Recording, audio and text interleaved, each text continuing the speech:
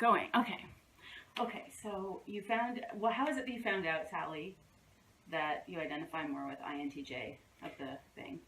Well, I was going through life trauma right after divorce and trying to just figure out more about myself. I actually was later getting in the field, becoming a therapist. Went back to graduate school at 51.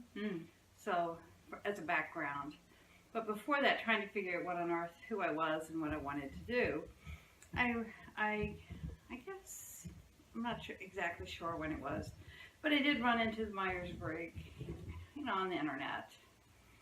Obviously, it's not the official one, but, one of the self-done ones. And I took it and came out INTJ and, looking through the results and explaining who you are and what you would be good at doing. And of course, it says we're great at being therapists. And of course, like 1% or less of us, that really feels true. I feel very different than most people, but at least at the time I did. So, that's how I came about. Just playing around on the internet. Okay. And stumbled over it. And how did you find out about?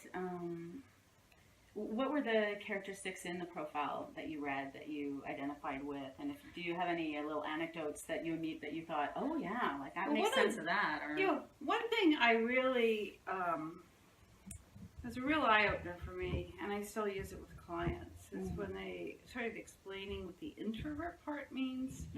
Because I came from the background, it means do you like people or do you not like people? And that was confusing because, hey, I like people. It's just how much and what degree, and they take a lot of energy, but I really like people, and I do fine with people. So that really helped, a lot of the questions like, how do you recharge? Really tired. Do you relax better by yourself or in a group of people?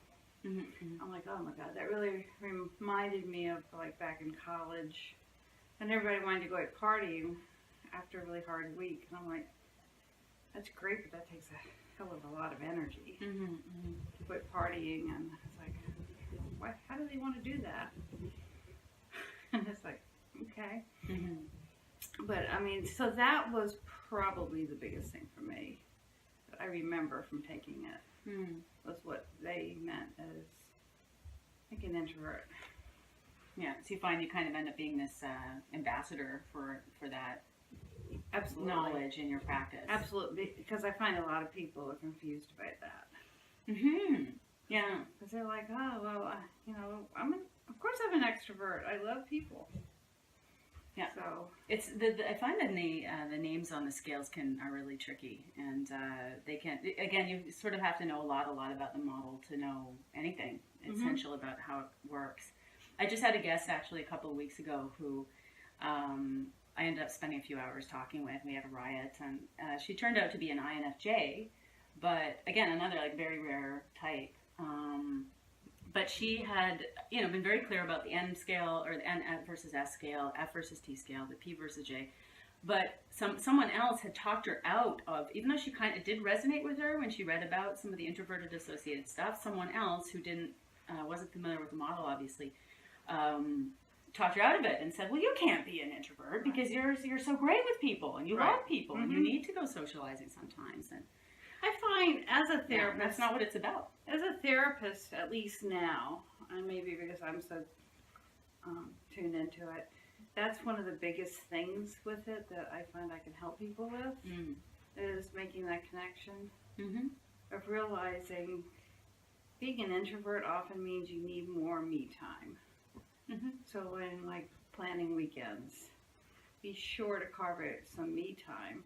In fact, she had some people take it beside their spouse or partner for them to see the difference in that, and it helps their partner understand, oh, so you're not just being standoffish or something, you really need more time. And them coming out a way for the person to get more quiet time. And understanding it's a need. That's very big for them. Yeah. A lot of people do find it in running or whatever, exercising. Even the form of exercising. Mm-hmm. Like what? Well, some love aerobics classes or Zumba or whatever. And I did some of it, but to me that's even too much having to interact with people. Oh, even the hi, how are you? And It's like, this will be, if I have to go to the gym, let me be on a machine. But I'd much rather, if I could run, I would be running. But biking, I'm fine biking by myself. But a lot of people just have to bike with people. Yip, yip, yip, yip, the whole time. They'll go for walks in packs, Yeah. Not me. Yeah. But I also need a heavy dose of nature too.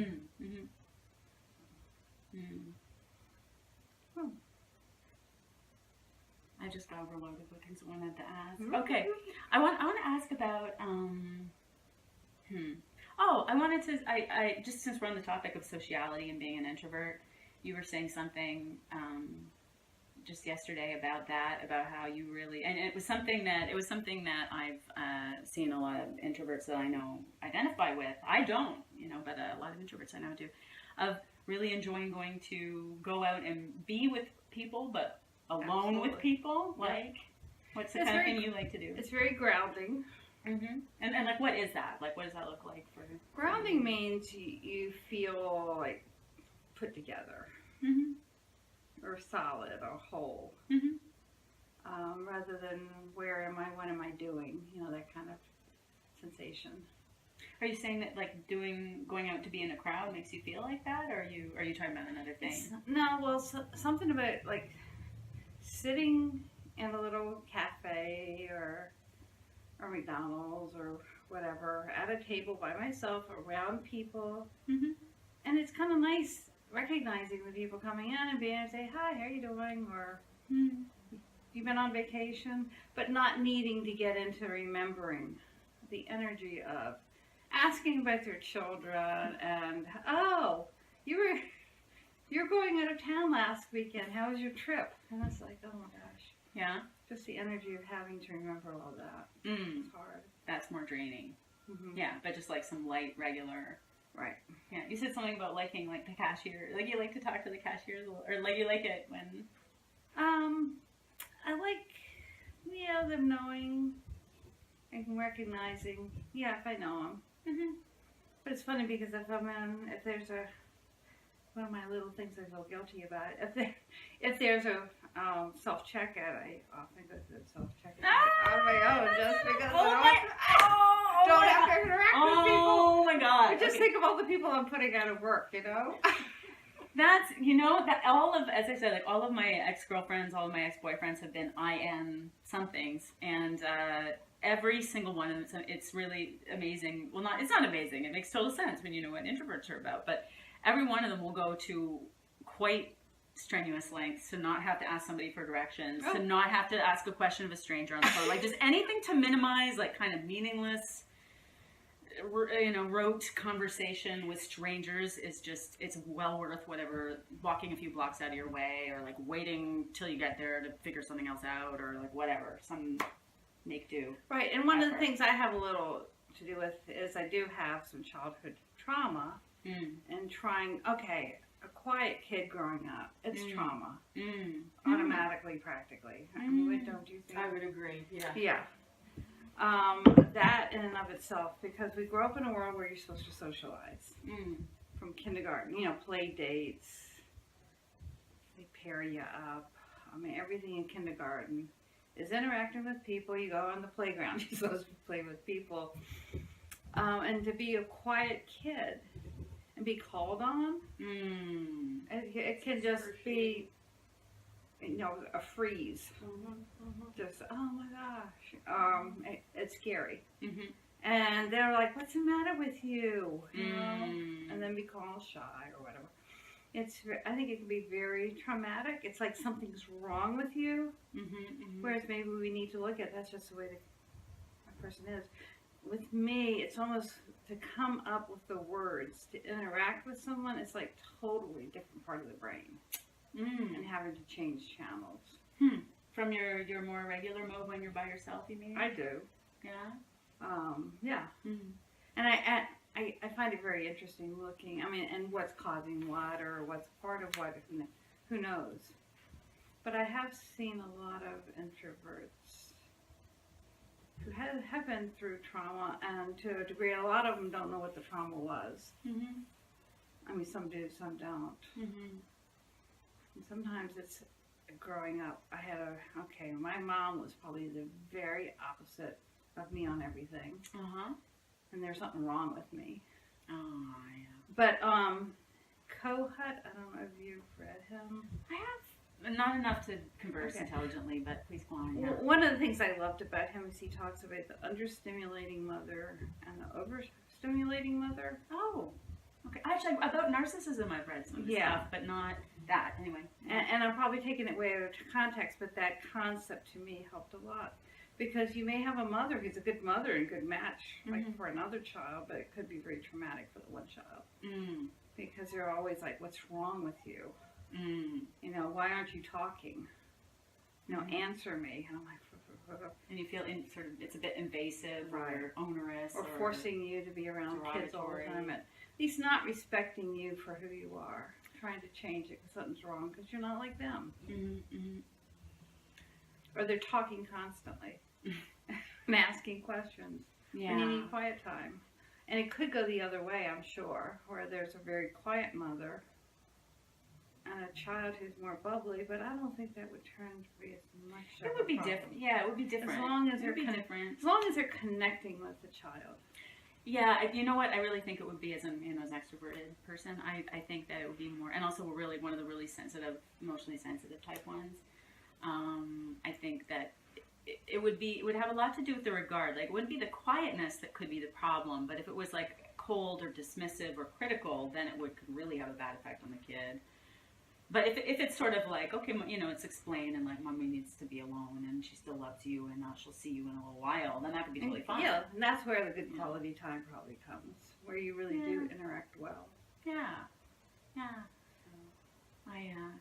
But I did work with a mother, and I can't say a lot of the situation, but there was a lot of pushing and shoving. I mean, the mother, it's like, what's wrong with her?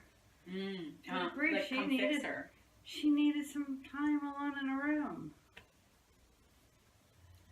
Yeah, you're like, please get it. Yeah. And the mom kept going in and saying, I'm ready to talk when you want to talk, and it's like whatever if introvert something's wrong, wants. if something's wrong, You know? Right. And it's like, leave her alone.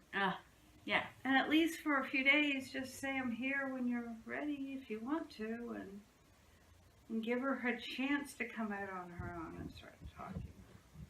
Mm-hmm, mm-hmm. Again, I was one of those as an adult all the time, but I had an ESTJ grandma. That's a very different animal as an extrovert. So, and even I felt kind of oppressed by her. Like, she'd be, because she had this idea of like, first of all, my way is the way, and very, you know, pretty normal, pretty conventional in her standards. They're very strong standards. And so it was always like, she would always be getting my INTP brother, who was like really not into it, and me, and sort of making play dates for us. And she very much had this attitude of like, well, of course you're going to be meeting them at 3 o'clock on Sunday, as I structured it, because you're going to love that, and because you're supposed to, and I can't imagine any other way. And it was just like, So, and sometimes I did end up enjoying it, but I hated being forced into it, and actually felt shy, even if I was a little chatterbox, outgoing kid. I felt shy inside. I didn't like a lot that. of eyes, I think, would have to structure time to be with other people. Mm-hmm. Yeah. Because you just don't stumble into it all day, every day. Mm-hmm. Mm-hmm. But by the way, over here is CJ, over here to my left, and I could show her in a moment.